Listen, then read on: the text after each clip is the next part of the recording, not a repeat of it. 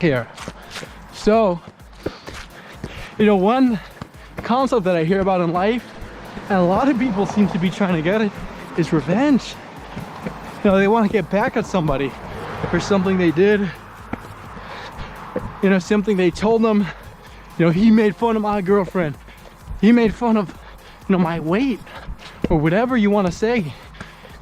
You know, and these people, they come from such a, you know, negative mindset. You know, one, you know, of like low consciousness of like, you know, he hurt me, I hurt him, right? You know, why do you want to do that? Why do you want to pretty much lower yourself to their level, right? Because what they're doing is essentially low-level behavior. They're mocking you or making fun of you, you know, like a little kid would. Like, oh, that is so cool if it's showing our speed. Yeah, that's 6, 36, 7. Whoa, it is literally taking our speed. That was awesome. 6, 7, 5. That was pretty cool.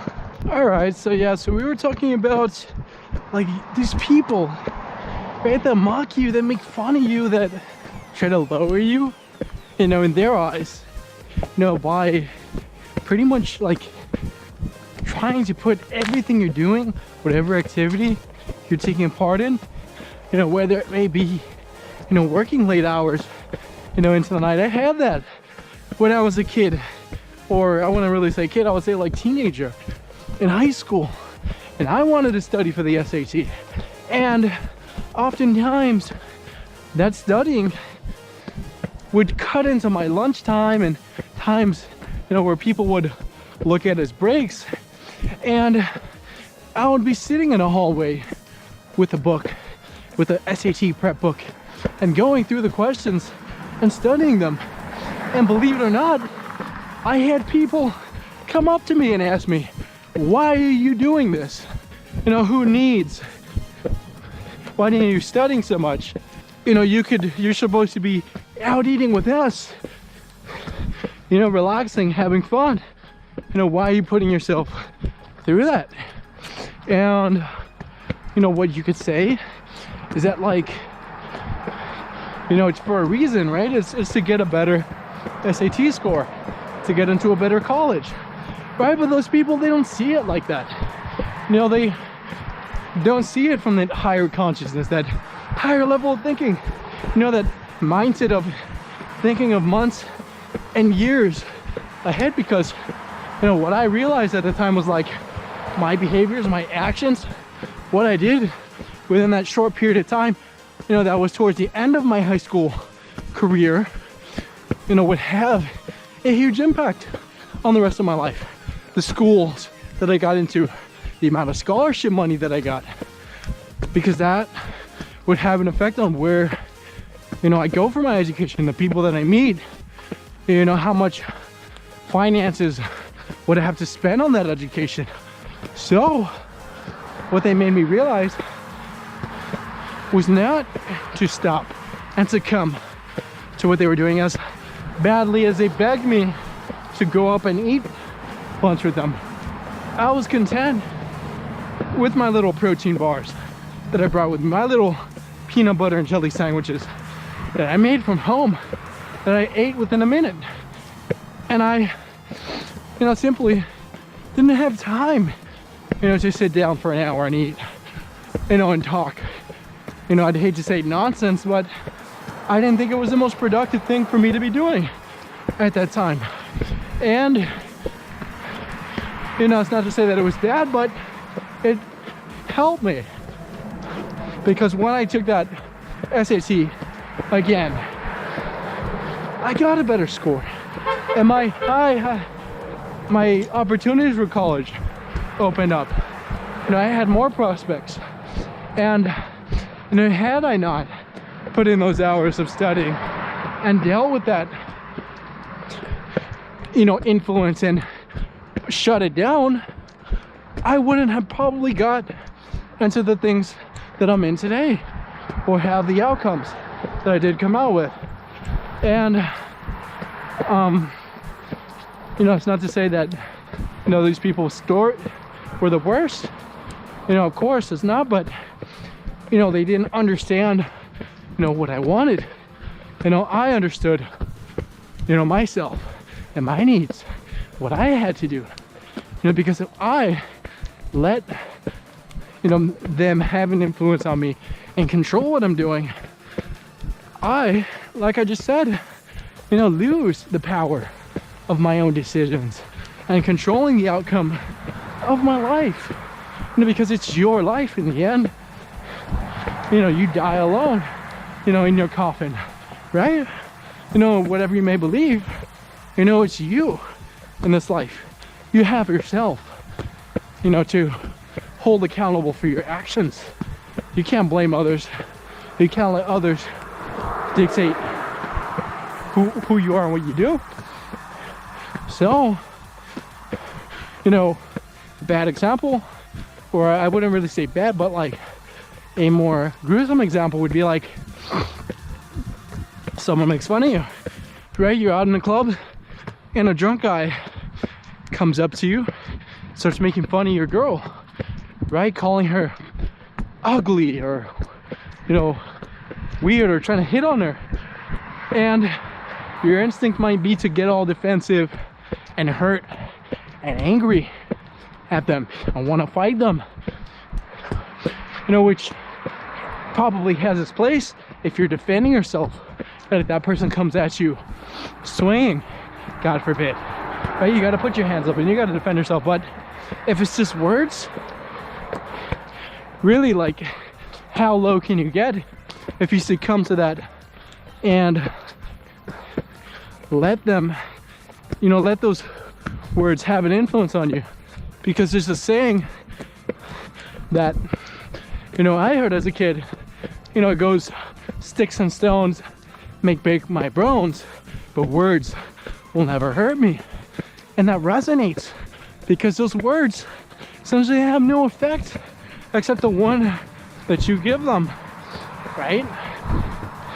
The effect, you know, of letting them have, you know, alter the outcome of what you do with your life, because they're not in the driver's seat of your life. You are. You control your own destiny.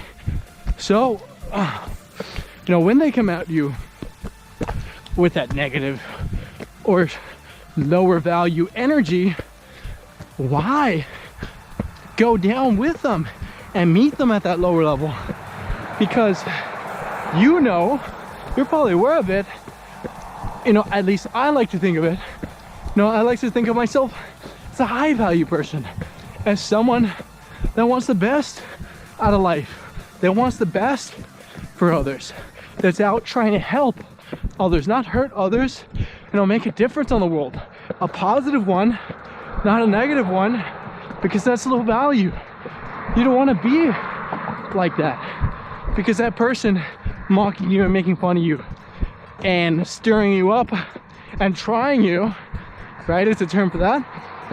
You know, if you go along with that, you know, how high value are you? In the end, you know, a high value person dismisses them altogether. They dismiss that energy. They dismiss that behavior. They don't let it, you know, affect their life or have an impact on them, because they know that, you know, they trust in who they are. They have a good idea, you know, of what makes them happy, you know, what things they're striving after. And if they let someone else, you know, have an effect on them, have, you know, a say in what they do and how they feel, then they almost forfeit that title of high value. They're not the bosses of their life. They're not the leaders of other men and women. They make those people, the one that they encountered, the one that came at them with that energy, their bosses and their leaders. So why would you react to that? You know, when I come across haters and people that don't like me or have something negative to say about me, I 99% of the time don't pay it no mind. You know, I pass through it, I ignore it, I don't let it get to me, because if I did, if I dedicated so much time to that, so much energy, yo, what's up, that you know, I let it get into my headspace, then how good would I do?